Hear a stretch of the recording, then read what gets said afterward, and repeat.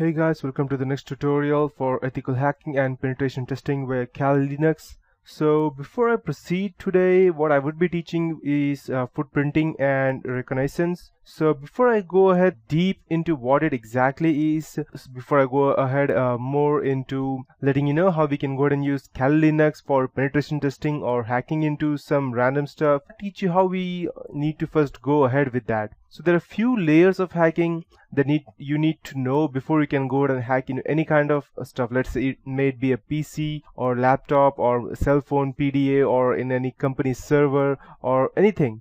So there are a layer of things that you need to know. You need to follow these specific protocols before you can get into deep hacking. So today I would be teaching you, and as you can see over here that we have lots of stuff over here. When you check Kali Linux, we have n number of security tools. So you might be wondering what is information gathering, vulnerability analysis, web application password attacks, and many more. So I would first go ahead and teach you the different layers of ethical hacking today. So let's open the web browser and go ahead and check. I have some or the other over here. Let's check years of ethical hacking. There are few things that you need to know before you can proceed into detailed stuff. So I would be teaching you that today. The first thing that we would be needing would be to know that, okay, the first thing is that we need to go ahead and gather the information, and then we need to go ahead and know whom we are attacking, what are the different layers for that. That means what are the countermeasures that they can go ahead and take against us. So these are the few things that I would be teaching you today. So let me check. Okay, I think that it's checking the layers of OSI. So I'll just type steps of ethical hacking. Perfect.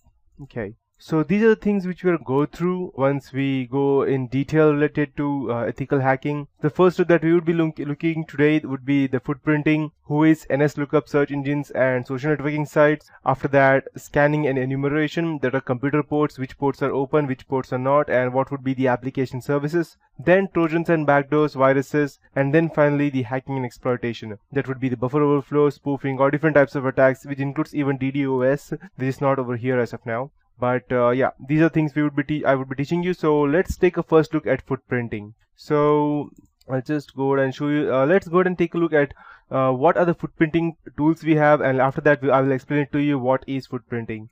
So let's check. Okay, we should be okay here. As you can see, we have these information gathering tools are all also known as footprinting tools. And as you can see that we have loads of things over here: service fingerprinting, routing analysis, OS fingerprinting as to gathering information about a related OS, and loads of other stuff. So let's first know what exactly footprinting terminology is and what all things are included in that. So footprinting is just that we need to go ahead and gather information about specific people. Okay, let me check the updates.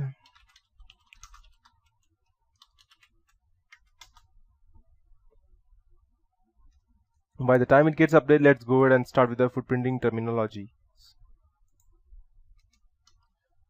Okay, so footprinting and reconnaissance is what we would be learning today. So what is footprinting? These are the several ways of gathering information about footprinting. So before we go deep into this concept, it is important to know the basic terminology used in footprinting, and these terms will help you understand the concept of footprinting and its structures. So open source or passive information gathering, that is the first one. So open source or passive information gathering, PIG, that's what I call. It is the easiest way to collect information about the target organization. It refers to the process of gathering information from open sources or publicly available sources such as newspapers, television, social networking sites like Facebook, Twitter, Orkut, or blogs, etc. And using these, you can gather information such as network boundaries as to where they are actually located, their geolocation, IP addresses reachable via internet, operating systems, web servers which are used by the target network, TCP and UDP services in each system which are open and which are not, control mechanisms, system architectures, intrusion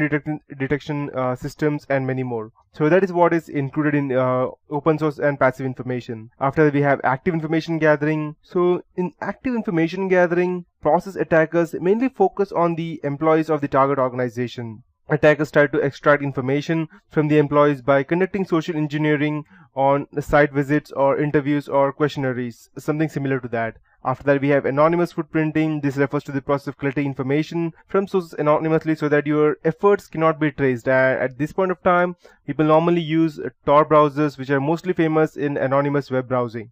So yeah, and after that we have pseudo-anonymous footprinting, and these refers to the process of collecting information from the sources that have been published on internet, but it is not directly linked to the author's name. This information may be published under a different name, or the author may have a well-established pen name, you can say, means a random pseudonym, or the author may also be a corporate or government official, and he may be prohibited from posting under his or her original name. So irrespective of the reason for finding the author's name, collecting information from such sources are called as pseudo-anonymous. So after that we have lots of other types of information gathering, which are organizational or private footprinting or internet footprinting. So in footprinting, we normally collect the basic information about the target network, determine the operating systems used, platforms running, web servers, then we perform the WHOIS or DNS network and organizational queries, and finally we find the vulnerabilities and exploits for launching these attacks. So you might be wondering that how Facebook is very useful in that. So I could have also, and you might also be wondering that why only Facebook? Why not, let's say, we have Twitter as well over here, then why not Twitter, or why not Orkut? The reason being that Facebook is the most popular and people don't hesitate to give out information on Facebook. Let's say, for example, and even if they don't want to give out information, they may just simply give out without even them knowing that. Let's say, for example, you want to search a person on Facebook and you have find out his name, and if you want to go ahead and access his, let's say, for example, Facebook profile, you want to hack into that, and when you go ahead and let's say you click forgot the password option, and then it will ask you what is the date of birth of the person. Just one example, because that is a normal question that people keep. So you want to know the date of birth of that person. So what you would do, you would go ahead and search into his profile, and you may not able to get that. So, or you may call and you may do social engineering to get his date of birth or something like that. But there is another way. Even if you do social engineering stuff like by calling them, there's still a way that they can trace you out by looking up at the phone number, until unless you have not created a fake account and you have created a fake cell phone number as well. But that is getting into deep stuff, and it may also have different expenditures as to getting a phone, getting a cell phone, getting a SIM card, and then creating fake IDs to get this fake SIM card.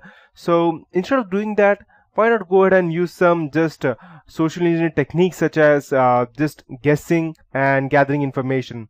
So the first part would be just go ahead and look up his, if you just want the, let's say, year of birth, just go ahead and look at his colleagues with whom he has taken pics. Let's say, for example, if, let's say for XYZ, the guy's name is, let's say, Mr. Smith, and he has another friend whose name is Mr. Adam, and they went to the same school, and they were in the same class and everything.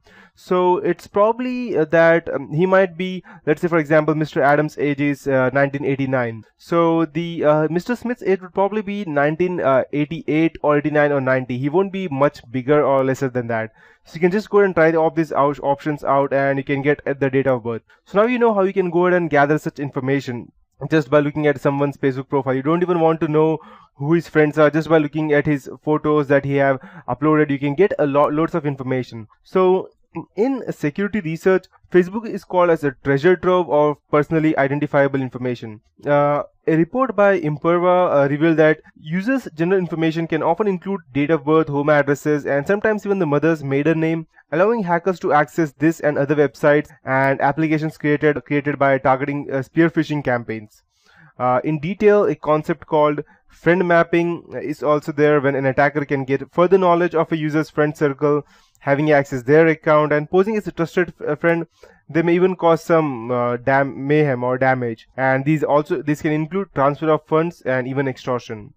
So when asked why Facebook is so important to hackers, then the Imperva security senior strategist Noah Barsioff said that people also add work friends on Facebook. So a team leader, let's say, for example, can be identified, and this can lead to a corporate data being accessed. So you can go ahead and gather information, create fake accounts, and gather information from there. So in more extreme cases, even if Facebook's administrator rights can be accessed, although it is said that it requires more effort on the hacker's side and it is not prevalent, but it is a holy grail of attackers, as it provides a hacker with data of all the users and not just one user.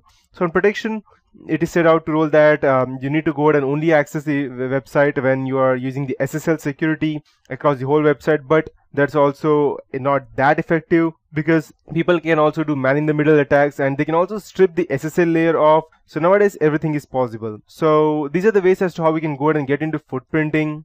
Now, the next question that you would be asking is why footprinting. So I'll get deeper into that, but that would be it for this tutorial. In the next tutorial, I'll be getting into much more information about the ethical hacking and why it is considered as illegal hacking, and I'll help you more understand about the footprinting tools, their threats, and their countermeasures.